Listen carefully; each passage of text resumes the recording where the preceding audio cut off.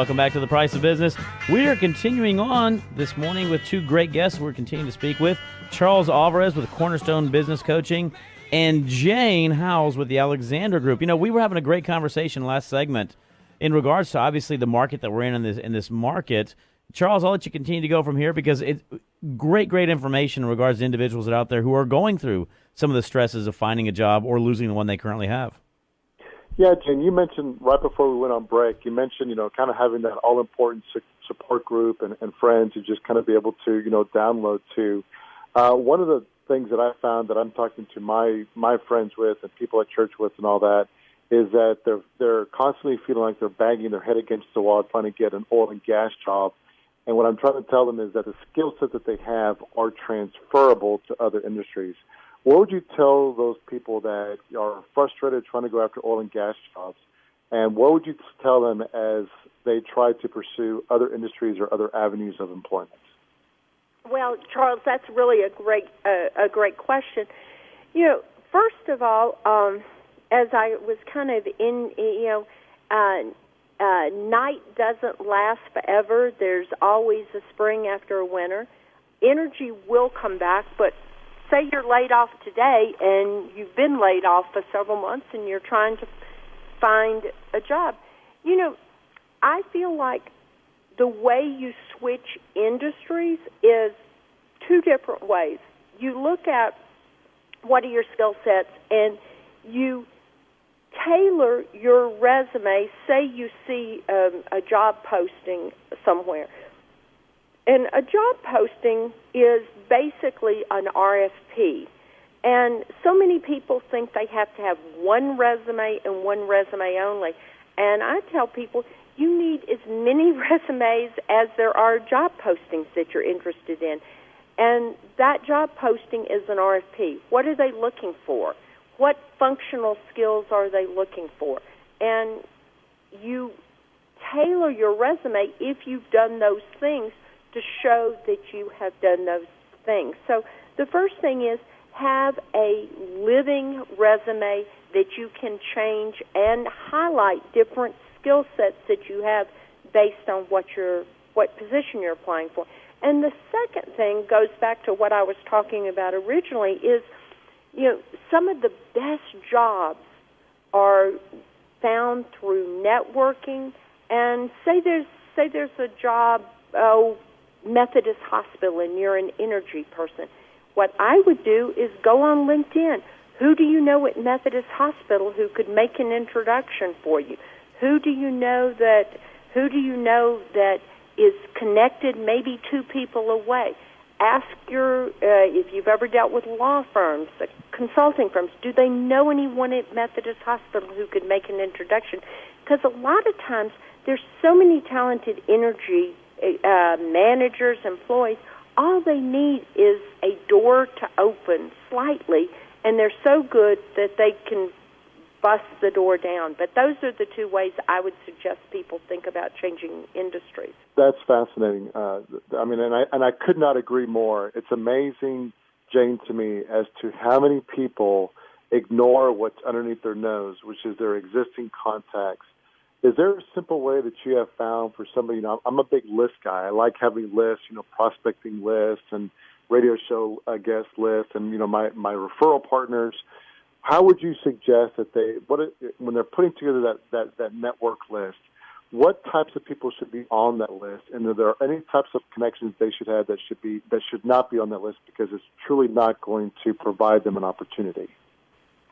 Well, what I would do on my list is I'd go back. We talked about getting your resume ready, doing all these things, but I'd go back on. I'd get the book of lists and who are the big companies, who are the big employers in town, who's hiring in town, and then I would look at who are the law firms. Lawyers are the best source of referrals, especially lawyers at the big downtown law firms. They have large corporate clients. Those are probably the only people that can afford to hire them. And so that's a great source of contacts. Do you know anyone at public accounting firms? Do you know anyone with consulting firms? And do you know any just high level, even if, your CEO at the company that laid you off or your manager who's still at the company that laid you off, who do they know? Say you know the head of human resources at the company who laid you off. If you've left on great terms, then I can do a whole nother show on how do you leave. But if you've left on good terms, go back to them and say, who is your counterpart head of human resources at XYZ company? I'd like an introduction. So there are so many contacts you have. If you go to a church, a synagogue, who do you know? Who are some of the leading people there who may be very large corporate executives or corporate citizens? That's a really good place to look for contacts. Do you have some college friends in town that you haven't seen for years and years who've done well? Again, ask for help. You will be so surprised at the people who will want to help you, but you don't get help if you don't ask. That's great advice, Jane. And when it comes to when they actually find a position and they're no longer laid off and they might be working for another industry, what advice would you give those who, like you said, at some point oil and gas will come back?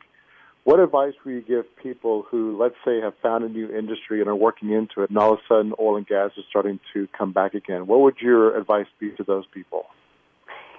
I think that's a good question because I think I see too many people make career decisions short term. And so if you leave industry, do you want to go back? If you leave the energy industry, because energy, there's nothing we can ever do where energy won't be cyclical. And so as long as there's energy, there's going to be peaks and valleys, and that's true really almost of every industry. Retail, healthcare, even healthcare up and down within the healthcare infrastructure. So, my position is look at where you are. Are there better long-term opportunities in another industry?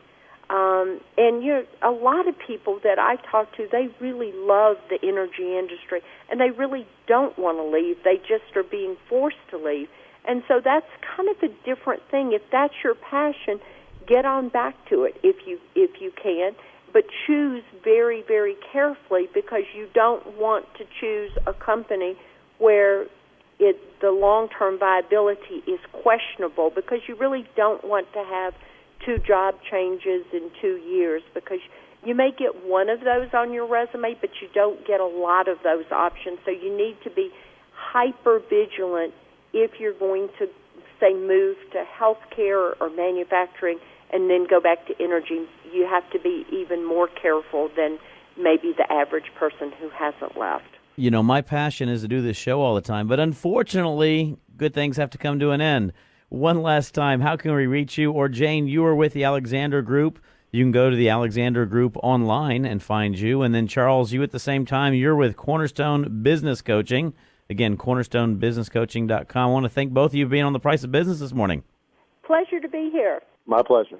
Likewise. Thank you all very much. Y'all have tuned into a great show of The Price of Business. Again, catch us anytime, priceofbusiness.com. Until next time, we are out.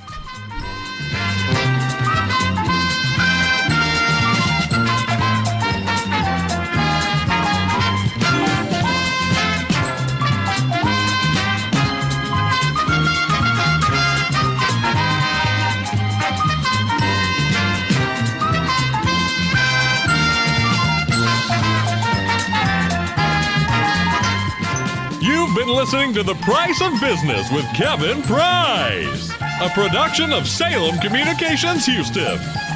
Be sure to tune in next time for more fabulous insight from Kevin Price. And remember, folks, get your politicians nayed or spewed.